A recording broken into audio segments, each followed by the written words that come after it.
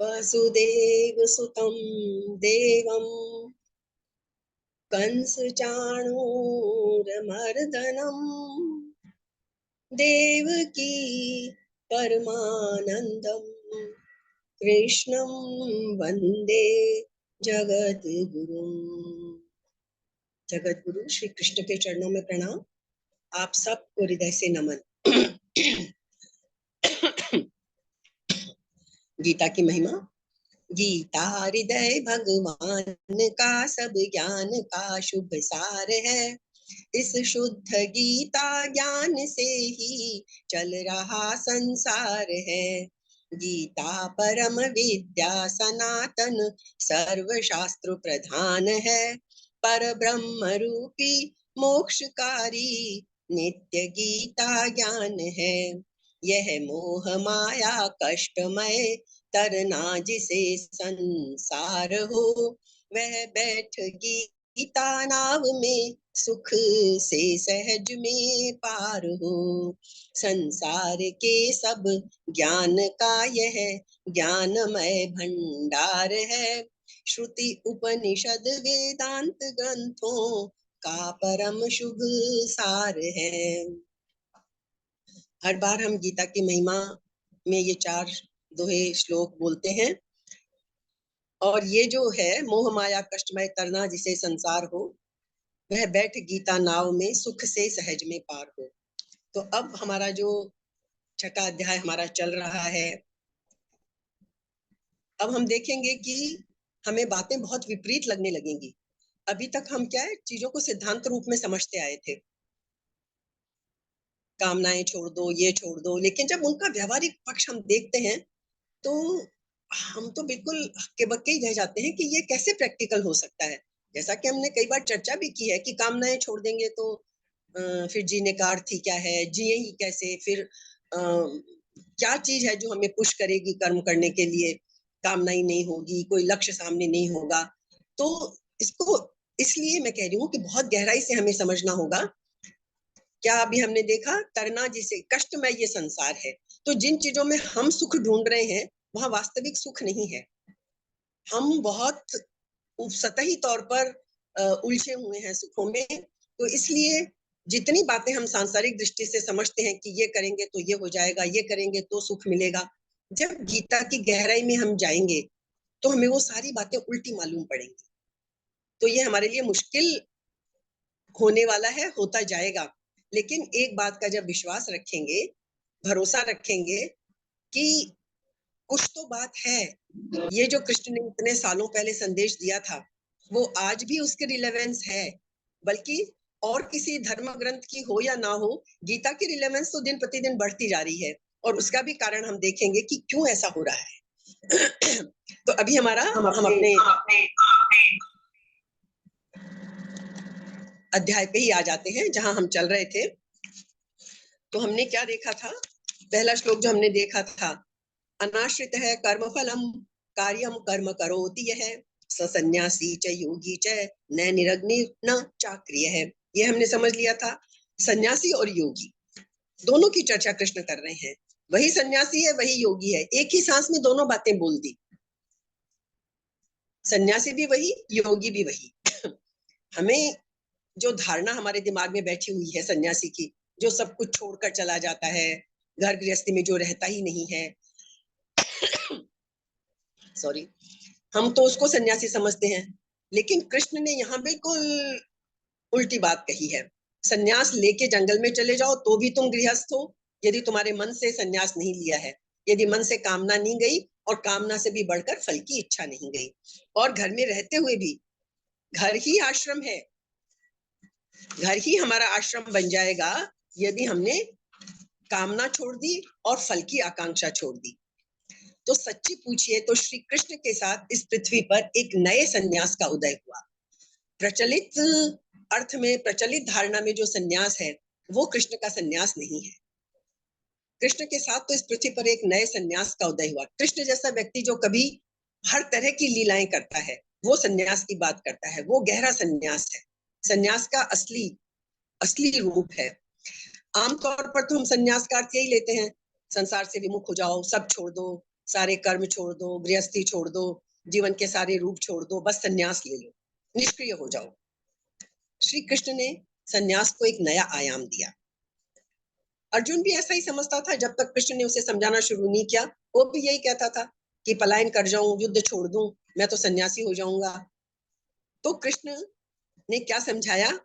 फल की आकांक्षा न करते हुए कर्म करना ही सन्यास है। श्री कृष्ण का सन्यास किस चीज पे जोर देता है? इनर ट्रांसफॉर्मेशन पे। अपने अंदर अंदर रूपांतरण करो। ये बाहरी रूपांतरण से कुछ नहीं होगा कि कपड़े बदल लिए, भगवा कपड़े पहन लिए, घर गृहस्थी छोड़ दी, काम छोड़ दिए, जिम्मेदारी छोड़ दी। वो नहीं है सन्यास।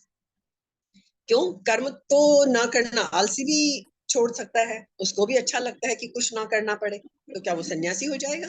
नहीं होगा। फल कर्म किए बिना नहीं मिलता, इसलिए हम मजबूरी में कर्म करते हैं। यदि आज हमें कोई यह कह दे कि जितनी चीजें तुम चाहते हो वो सब तुम्हें मिल जाएंगी बिना कर्म किए, फिर देखिए कितने लोग कर्म करते हैं। सबको लगेगा कर्म करने के पीछे हमारा फोर्स ही वही होता है कि हमें किसी फल की इच्छा होती है, हमारी कोई आकांक्षा होती है।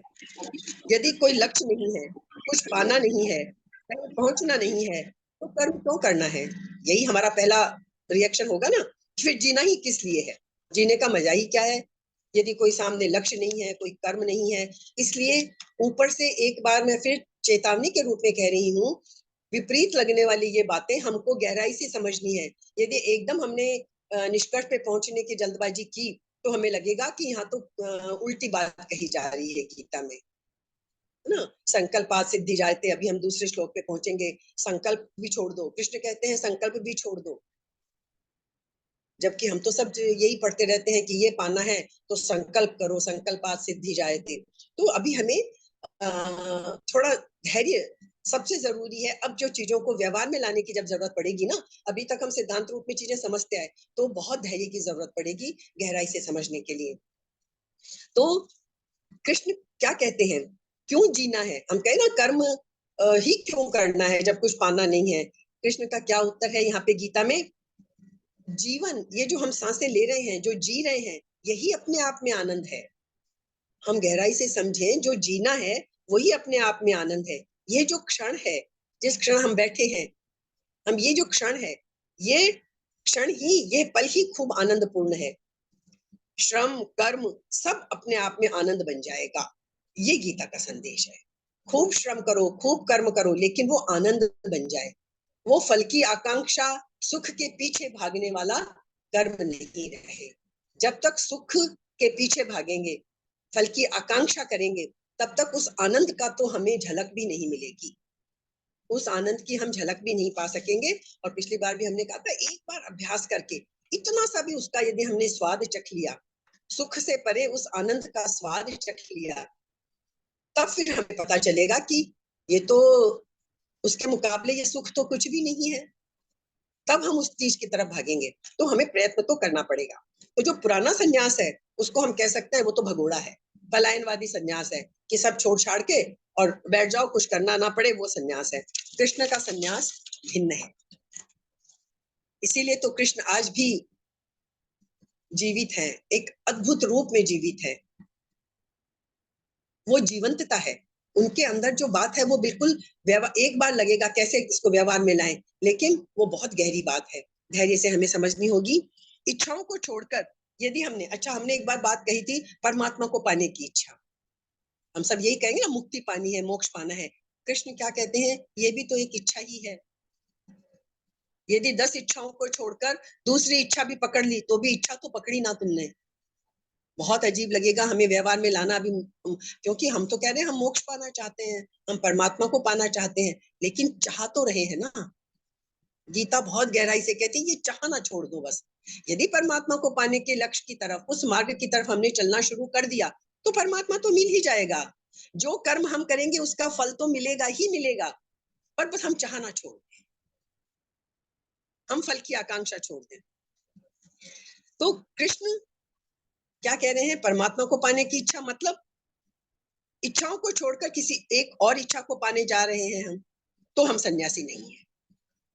कृष्ण के अनुसार जो इच्छाओं को ही छोड़ देता है वो सन्यासी है। सयोगी जैसा सन्यासी, वो योगी है, वो सन्यासी है। तो इसमें गहराई से समझने की बात क्या है, इच्छा छूटने से कर्म नहीं छूटेगा। इच्छा यदि हमारी छूट जाएगी और हम परमात्मा को पाने में लग जाएंगे, अच्छे कामों में लग जाएंगे, तो उसका फायदा क्या होगा, हम गलत कर्म करना छोड़ देंगे, बहुत बड़ा फायदा हो जाएगा। हम कोई गलत कर्म नहीं करेंगे। लेकिन इच्छा छूटने से हमारा कर्म नहीं छूटा, अभी भी परमात्मा को पाने की इच्छा रूपी कर्म तो हमारा चल ही रहा है। जबकि परमात्मा को प्राप्त करने की, सन्यासी बनने की शर्त जो है कृष्ण की, वो ये है कि कोई भी तरह की कामना ना रहे, कोई भी तरह के फल की आकांक्षा ना रहे। घर में रहते हुए बिना इच्छाओं के यदि हमने जीना सीख लिया तो हम कहते हैं हमें कोई चिंता करने की जरूरत नहीं है, हमारा घर ही हमारे लिए आश्रम बन जाएगा। और इसको पाने का रास्ता क्या है, वही जो हम पहले कई बार कर चुके हैं, परम शक्ति के प्रति, उस परमात्मा के प्रति पूर्ण समर्पण। इसके अतिरिक्त और कोई रास्ता नहीं है। इसे पाने का मार्ग एक वही है कि तेरे को जो करवाना है वो करवा ले प्रभु। कर्म किए बिना तो हम एक क्षण के 1000वें, करोड़वें, अरब में हिस्से तक भी नहीं रह सकते। कर्म तो करना ही है। तो फिर जो तुझे करवाना है तू करवा दे। हम कोई फल की इच्छा के लिए, कोई आकांक्षा के लिए कर्म नहीं कर रहे, बस तू करवा ले जो तुझे करना है। तो जीवन से बुरा कर्म तो तत्काल गिर जाएगा। जिस क्षण हमने प्रभु को समर्पण किया, उस क्षण से हम गलत और बुरा काम तो कर ही नहीं सकेंगे। ठीक है ना। फिर भी जीवन की ऊर्जा तो काम करेगी। वो तो भगवान की, उस परम शक्ति की ऊर्जा काम किए बिना नहीं रहती, जो ये सृष्टि रच देता है। कितनी बार हम एक भजन गाते हैं ना, काहे को दुनिया बनाई, कि भगवान क्या जरूरत पड़ी थी ऐसी ये सृष्टि बनाने की, काहे बनाए तूने दुनिया का खेला, क्या माटी का मेला, कुछ तो भी है ना वो भजन एक। तो कि क्यों बनाया भगवान, पर वो ऊर्जा है, ऊर्जा प्रकट हुए बिना नहीं रहती। तो कर्म जो है वो मतलब ऊर्जा है, तो वो कर्म तो होगा ही होगा। लेकिन फिर हम प्रभु का हाथ बन जाएंगे। जब प्रभु को समर्पण कर दिया, अब प्रभु का हाथ बन जाएंगे तो गलत काम तो होगा ही नहीं। और अब हमारी फिर इच्छा भी हमें मार देनी है। अब हम आते हैं दूसरे श्लोक पे। ये हमने समझ लिया बहुत अच्छी तरह, क्योंकि ये थोड़ा मुश्किल है, इसलिए हम इसको गहराई से समझने की कोशिश करेंगे। तो पहले श्लोक में हमने क्या समझा कि जो सन्यासी है वही योगी है, पर इनका एकत्व किसमें है, जहां सन्यासी और योगी एक ही बन जाते हैं, इसका वर्णन इस दूसरे श्लोक में किया है। यम सन्यासम इति प्राहु योगम तम विद्धि पांडव, न यह संन्यस्त संकल्पो योगी भवति कश्चन। हे अर्जुन, लोग जिसको सन्यास ऐसा कहते हैं, उसी को तुम योग समझो। कृष्ण कहते हैं सन्यास और योग अलग अलग नहीं है, क्योंकि असन्यस्त संकल्प है। जो संकल्पों की बात हमने की थी, अभी उसको हम विस्तार में समझेंगे। संकल्पों का त्याग किए बिना मनुष्य कोई सा भी योगी नहीं हो सकता।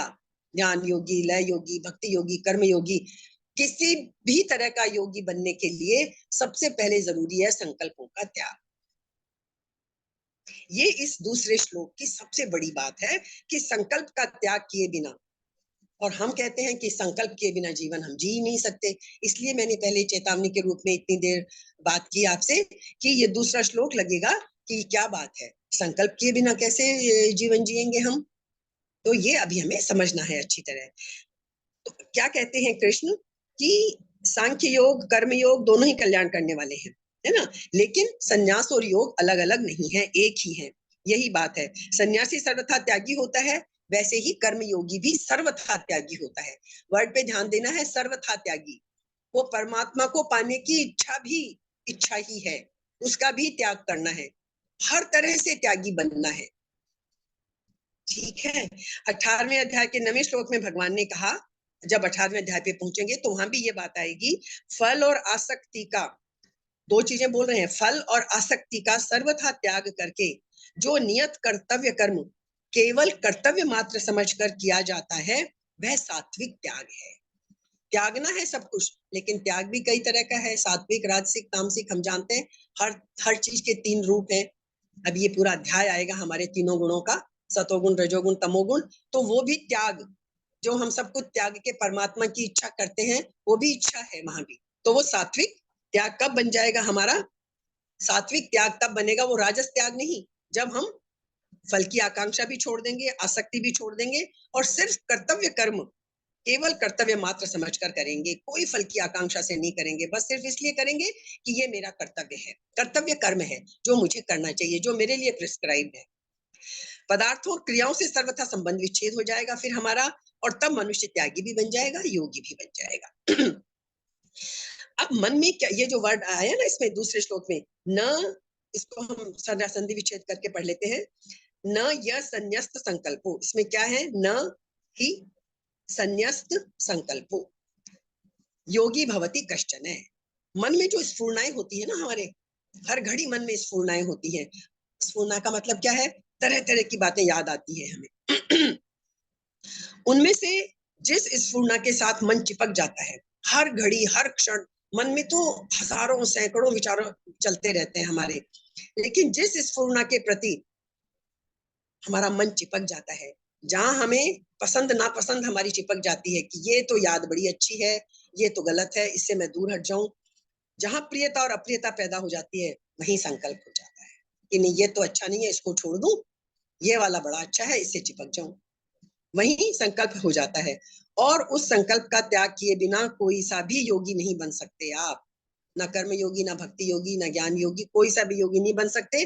प्रत्युत क्या बनेंगे हम, भोगी बन जाएंगे, क्योंकि हम भोगना चाहते हैं। इसमें दुख है, इसको छोड़ दूं, इसमें सुख है, इसको पकड़ लूं, तो हम क्या हो गए, भोगी हो गए। और गीता क्या कहती है, कर्तृत्व और भोक्तृत्व दोनों से ऊपर उठना है, ना हमको कर्तापन का भाव रखना है, ना भोक्तापन का। लेकिन समझनी यही चीज है कि फिर जीवन क्यों जिए, इसलिए कि जीवन अपने आप में ही एक उत्सव है। ये हम छोड़कर तो देखें, बहुत सारी चीजें हैं। कारण कि परमात्मा के साथ संबंध का नाम योग है, और जिसके भीतर से ही पदार्थों में महत्व, सुंदर और सुख बुद्धि है, वो भोगी हो सकता है, योगी नहीं हो सकता। संसार और भोग पदार्थों में जब तक हमारे को सुख बुद्धि है, उनको हम जब तक अच्छा समझ रहे हैं, तब तक हम भोगी तो बन सकते हैं, योगी नहीं बन सकते। योगी तो सिर्फ परमात्मा के साथ, परमात्मा के साथ जब जुड़ाव होगा, योग होगा, वो योगी कहलाएगा। असत पदार्थों में सुख बुद्धि ना रहे, सुंदरता का भाव ना रहे, तब हम योगी बनते हैं। कष्टन जो पद आया है ना, योगी भवती कष्टन है, कोई सा भी योगी नहीं होता। मतलब संकल्प का त्याग किए बिना मनुष्य कोई सा भी योगी, मतलब ना कर्म योगी, ना ज्ञान योगी, ना भक्ति योगी, ना हठ योगी, ना नय योगी, कोई सा भी योगी नहीं बन सकता। संकल्पों का त्याग करना पड़ेगा। संकल्पों का त्याग करने, किस संकल्पों का त्याग हम कब करेंगे, जब कोई कामना होगी तभी तो संकल्प होंगे। तो फिर हम पहुंच गए उसी बात पे, कामनाओं का ही त्याग करना है। कई बार हमें उल्टे प्रोसेस में चलना पड़ता है। बर्फ से भाप बनानी है तो क्या करना पड़ेगा, पहले बर्फ का पानी बनाना पड़ेगा। पानी बनाए बिना सीधी भाप नहीं बनेगी, फिर भाप बनेगी। तो कई बार हमें उल्टा प्रोसेस भी करना पड़ता है। संकल्प कब आते हैं, जब कामनाएं होती हैं। तो कामनाओं को मिटाना है तो हमें पहले अपने संकल्पों को मिटाना पड़ेगा, क्योंकि हम तो दिन रात संकल्पों में ही तो जीते हैं। और हमें सिखाया भी यही जाता है, हम बच्चों को भी यही सिखाते हैं, और जीवन जीने के लिए हमको लगता है संकल्प के बिना जीवन ही कैसे जिएंगे हम। तो अभी हम जीवन के सुखों के पीछे नहीं भाग रहे, तुच्छ सुखों के पीछे, इसलिए हमें संकल्प छोड़ने पड़ेंगे। जरा हमको, अब हम एक कदम आगे, एक स्टेप आगे बढ़ रहे हैं साधना के क्षेत्र में, तो अभी जरा धैर्य पूर्वक समझना है हमें इस चीज को। तो तात्पर्य क्या निकला, कि तात्पर्य हमारा ये निकला कि असत पदार्थों के साथ हमारा जब किंचित मात्र भी संबंध नहीं रहेगा, तब बात बनेगी हमारी। इसलिए हमें करना क्या है, इच्छाओं को छोड़ दें, संकल्पों को छोड़ दें, तो संन्यास घटित हो जाएगा। ये कहते हैं श्री कृष्ण, इच्छाओं को छोड़ो तो संन्यास घटित होगा, क्योंकि इच्छाएं होंगी तो संकल्प पैदा होंगे। और संन्यास का अर्थ संकल्प नहीं है, संन्यास का अर्थ है समर्पण। ये मैंने सार रूप में बात बता दी है। संन्यास का अर्थ है समर्पण, संकल्प नहीं कि मुझे प्रभु को पाना है, नहीं। वो उसकी मतलब यदि हम संन्यास ले रहे हैं तो उसका ये ना सोचें कि मुझे ये फल मिलेगा, कि मुझे ईश्वर मिल जाएगा। हमें उसका भी त्याग करना है। तो अब ये जो है, ये हमारे लिए थोड़ा सा प्रैक्टिकली समझने के लिए अब हम समझते हैं इन चीजों को, जितना भी हमारे पास समय है। तो कृष्ण का हमने देख लिया कि इस कृष्ण का संन्यास कोई नीरस, मुंह लटकाने वाला, चुपचाप बैठने वाला ऐसा संन्यास नहीं है। कृष्ण का संन्यास कैसा है, उत्सव पूर्ण संन्यास है, आनंद में भरा हुआ, खुशी में भरा हुआ। ऐसा संन्यास है कृष्ण का। क्योंकि संकल्पों को न त्यागने वाला पुरुष योगी होता है, और संकल्पों को जो त्याग दे वही सन्यासी है। तो संकल्पों का त्याग करना है। संकल्प क्यों होते हैं हमारे मन में? संकल्प है क्या? हमने अभी समझा, इच्छा हो तो संकल्प पैदा होता है, इच्छा ही नहीं है तो संकल्प ही नहीं पैदा होगा। कुछ पाना है तो हमें शक्ति अर्जित करनी है। संकल्प क्या है? वासना को पूरा करने की तीव्रता। मैं तो आज ये संकल्प लेता हूं कि मैं ये करके ही रहूंगा, है ना? तभी तो वासना की जब तीव्रता होती है तो मुझे पाना ही पाना है, तो संकल्प और गहरा होता है, और ज्यादा गहरा होता है। जब हम कुछ पाना चाहते हैं तो क्या करते हैं, हम अपना सब कुछ दांव पर लगा देते हैं। ना हमें खाने की चिंता, ना पीने की चिंता, ना नींद की चिंता, है ना? तो हम सब कुछ अपना दांव पर लगा देते हैं। जब अब देख लीजिए, आप सही बात पूछिए तो जुआरी से बड़ा तो कोई संकल्पवान हो ही नहीं सकता, सब कुछ दांव पर लगा देता है अपना। देखा है ना, जुआरी जीतने के लिए वो कुछ भी कर बैठता है।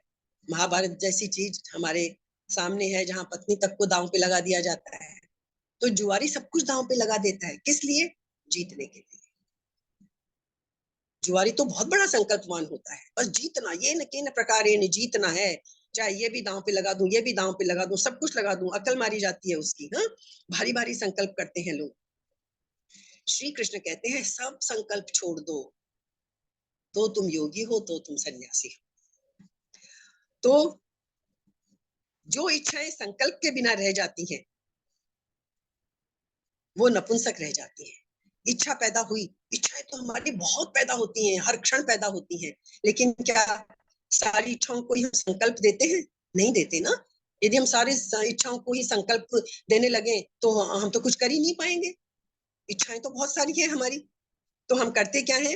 जिन इच्छाओं को हम संकल्प नहीं देते, इच्छाएं तो दिन भर उठती रहती हैं। मेरे पास अपना प्राइवेट जेट हो, मेरे पास छुट्टी मनाने के लिए अलग घर हो, मेरा एक बीच पे भी घर हो, मेरा एक पहाड़ों में भी घर हो। एक घर से संतुष्ट नहीं होते। और जो आजकल जो बेचना है, वो आप देखिए, सब जगह अमेरिका में तो ये बहुत ऐड दिया जाता है, बीच पे एक आपका घर हो, पहाड़ों में एक घर हो। हमारे यहाँ भी बहुत लोगों को देखिए, हिल स्टेशन पे एक घर होता है ना? कहीं ये होता है। तो ये जिन जिन इच्छाओं को हम संकल्प दे देते हैं वो तो हम पूरी करने में लग जाते हैं, और जिन इच्छाओं को हम संकल्प नहीं देते, इच्छा तो पैदा हो गई कि मेरा भी प्राइवेट जेट हो, पर हम जानते हैं कि वो इच्छा तो हमारी होने वाली तो है नहीं, तो हम उस इच्छा को संकल्प नहीं देते, तो उसको पाने का प्रयत्न नहीं करते ना, तो वो फिर इच्छा हमारी मर जाती है। तो लेकिन जिन जिन तो सभी इच्छाएं संकल्प नहीं बनती हैं, ये बात ध्यान रखिए, प्रैक्टिकली देख लीजिए। अब हम समझ रहे हैं चीजों को किस तरह, उल्टे रास्ते चल के समझ रहे हैं। इच्छाएं बहुत पैदा होती हैं, फिर किसी इच्छा के साथ हम अपनी ऊर्जा, अपनी शक्ति सब लगा देते हैं, तब वो इच्छा संकल्प बन जाती है। संकल्प बन जाती है तो फिर हम सब कुछ भूलकर उसको प्राप्त करने में लग जाते हैं। अब वो कामना तो वहीं खड़ी रही हमारी, जो श्री कृष्ण दूसरे अध्याय से हमें समझाए जा रहे हैं, कामना छोड़ दो, कामना छोड़ दो, निष्काम भाव से कर्म करो। पर हम तो निष्काम भाव से कर्म करें, कामना तक कहाँ रुके हम? हमने तो संकल्प भी बना लिए, है ना? तो निष्क्रिय पड़ी हुई इच्छाएं तो धीरे धीरे सपने बनकर खो जाती है। प्राइवेट जेट की इच्छा हमारी खत्म हो जाएगी, ये नहीं चाहिए। लेकिन जो इच्छाएं हमने पाल रखी हैं उनके पीछे हम अपनी शक्ति लगा देते हैं, तो वो इच्छा संकल्प बन जाती है ना? अपने को दांव पर लगा देते हैं हम। तब फिर वो डिजायर, जो कामना थी, जहां तक सिर्फ सोचा था कि ये मुझे मिले, तब तक वो कामना थी, डिजायर थी। अब वो हमारी विल हो गई, चाहत हो गई। अब हम उसको पाने में लग गए। फर्क समझ रहे हैं ना दोनों का? खाली कामना थी, तब तक वो कामना थी, इच्छा थी। संकल्प जुड़ गया, अब वो हमारी विल हो गई। अब तो इसे पाकर ही रहना है। तो जब इच्छा के साथ अहंकार, अहम का भाव जुड़ जाता है कि मुझे ये पाकर ही रहना है, तो फिर संकल्प निर्मित होता है।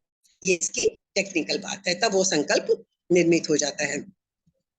अब हम तो दुनिया में यही देखते हैं, हम बच्चों को भी यही सिखाते हैं कि सब कुछ भूल कर पढ़ो, संकल्प करो। तो ये दुनियादारी के हिसाब की बात और साधना, और जो गहराई से यदि आनंद पाना है, इन दोनों बातों को फर्क समझिएगा। यदि दुनियादारी के हिसाब में हम क्या है, सुखों के पीछे भाग रहे हैं। हम यहाँ सुखों की तो बात ही नहीं कर रहे, क्योंकि गीता तो कहती है हर सुख के जड़ में दुख छुपा हुआ है। तो सुखों की चाहना नहीं है गीता में, गीता तो आनंद तक पहुंचाना चाहती है। गीता सुखों जैसी तुच्छ चीज तक सीमित नहीं रखना चाहती, क्योंकि सुख का कारण तो क्या होगा? दुख।